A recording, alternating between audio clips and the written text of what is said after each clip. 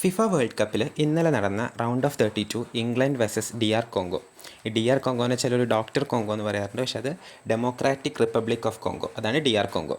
അതിൽ ഇംഗ്ലണ്ട് ജയിച്ചു. ആദ്യം DR കോങ്കോ ഒരു സ്കോർ ചെയ്തെങ്കിലും ഇംഗ്ലണ്ടിലെ ഹാരി കെയ്ൻ 2 ഗോൾ സെക്കൻഡ് ഹാഫിൽ സ്കോർ ചെയ്തിട്ട് അവർ ജയിച്ചു. ഈ DR കോങ്കോ എന്ന് പറഞ്ഞ രാജ്യം ആഫ്രിക്കയിലെ ഒരു ഇമ്പോർട്ടൻറ്റ് രാജ്യമാണ്. ആഫ്രിക്കയിലെ സെക്കൻഡ് ബിഗ്ഗസ്റ്റ് കൺട്രിയാണ് ഈ DR കോങ്കോ. ഏറ്റവും വലിയ രാജ്യം അൾജീരിയയാണ്, ഒരു ഹോൺ ഓഫ് ആഫ്രിക്കയിലെ മൊറോക്കോൻ്റെ താഴെയായിട്ട് സിറ്റുവേറ്റ് ചെയ്തിട്ടുള്ള. പിന്നെ വരുന്നൊരു രാജ്യമാണ് DR കോങ്കോ.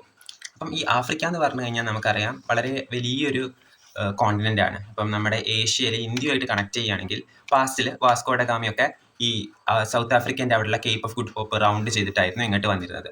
അന്ന് ഇപ്പം വളരെ പ്രശ്നമായിട്ട് നിൽക്കുന്ന ഈ ഒരു റെഡ് സീ, ഈ ഒരു സ്ട്രേറ്റ് ഓഫ് ഹോർമസ്, ഇതൊന്നും അധികം ഫെമിലിയർ അല്ലായിരുന്നു. അപ്പം അതുകൊണ്ട് തന്നെ ഈ റൂട്ടിലായിരുന്നു വന്നിരുന്നത്.